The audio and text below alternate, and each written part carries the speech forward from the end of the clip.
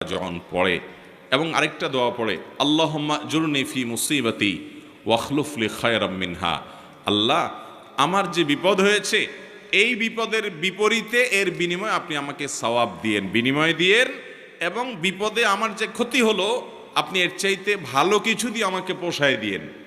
এই দোয়া যদি কেউ পড়ে তো আল্লাহ রাব্বুল আলামিন তার ওই বিপদে যা ক্ষতি হবে তার থেকে বেশি দিয়ে তাকে অবশ্যই পুষিয়ে দিবেন।